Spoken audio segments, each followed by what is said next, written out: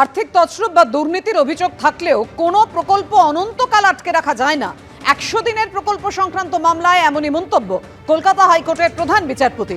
100 দিনের প্রকল্পে দুর্নীতির অভিযোগে শুভেন্দু অধিকারী যে মামলা করেছিলেন তাতেই এমন মন্তব্য করে আদালত। দুর্নীতির তদন্তে এখনো পর্যন্ত যে টাকা উদ্ধার সম্ভব হয়েছে সেটা কিভাবে ব্যবহার করা হবে, উদ্ধার হওয়া টাকার ব্যবহার কিভাবে তা জানাতে হবে কেন্দ্রকে, নির্দেশ প্রধান বিচারপতির।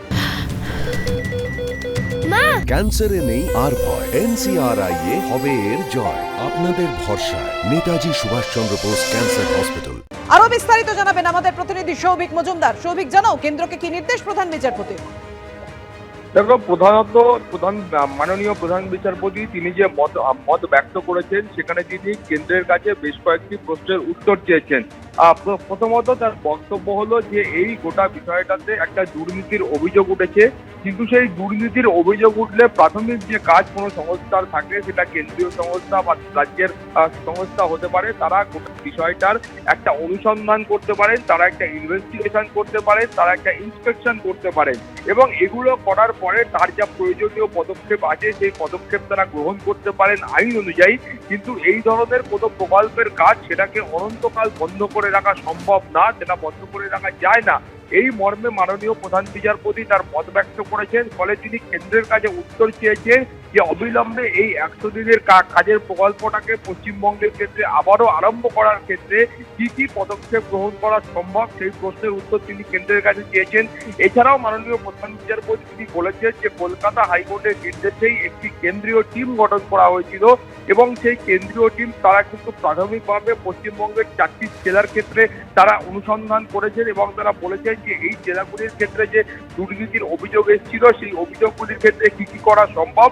এবং তুমি জানো যে ইতিমধ্যেই কিন্তু বেশ কিছু টাকা সেটা উদ্ধার করা সম্ভব হয়েছে, অর্থাৎ যে দুর্নীতি হয়েছিল সেখান থেকে উদ্ধার করা সম্ভব হয়েছে। ফলে এই 4টি জেলাকে বাদ দিয়ে গোটা পশ্চিমবঙ্গের অন্যান্য জায়গায় এই প্রকল্প আবারও কিভাবে কবে থেকে চালু করা যায় সেই প্রশ্নের উত্তর কেন্দ্রের কাছে তিনি চেয়েছেন এবং তার পাশাপাশি তিনি বলেছেন যে এই যে টাকা উদ্ধার করা হয়েছে সেই টাকা কিভাবে ইউটিলাইজ করা সম্ভব সেই প্রশ্নের উত্তরও কেন্দ্রের কাছে তিনি চেয়েছেন। ফলে সব মিলিয়ে 100 দিনের প্রকল্পের টাকা যেটা কিন্তু এরাজ্যের তরফ থেকে বারবার অভিযোগ করা হচ্ছে কেন্দ্রীয় সরকার দিচ্ছে না, কেন্দ্রীয় সরকার আটকে রেখেছে, সেটা নিয়ে আজকে মাননীয় প্রধান বিচারপতির যে প্রশ্ন এবং যে পর্যবেক্ষণ এবং কেন্দ্রের কাছে তিনি যে উত্তর চেয়েছেন সেটা কিন্তু অত্যন্ত গুরুত্বপূর্ণ।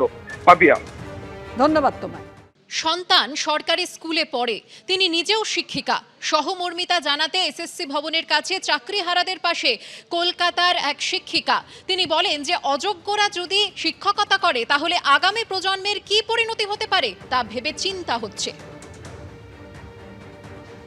আচার্য সদনের সামনে রাতভর অবস্থানে বসে আছেন চাকরিহারা শিক্ষক, শিক্ষিকা এবং শিক্ষাকর্মীরা। আর সকালে দেখা যাচ্ছে যে একজন মহিলা তিনি এসছেন হাতে জলের বোতল নিয়ে।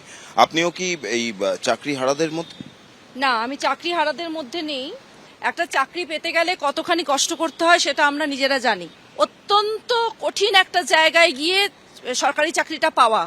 সরকারি চাকরি অত সহজে কিন্তু পাওয়া যায় না। সবাই বলেন এই সরকারি চাকরি করছেন, স্কুল টিচারের চাকরি করছেন, এটা অত সহজে পাওয়া যায় না। পেলে অনেকেই পেয়ে যেতে পারতেন, কারণ তারা সেই আনন্দে ভাসেননি বলে আজকে সেই জায়গায় পৌঁছতে পেরেছেন এবং তারা যোগ্য প্রার্থী হিসাবে কিন্তু চাকরিটা পেয়েছেন। আমি যোগ্য অযোগ্যদের সেগ্রিগেশনটা ভীষণভাবে মনে প্রাণে চাইছি।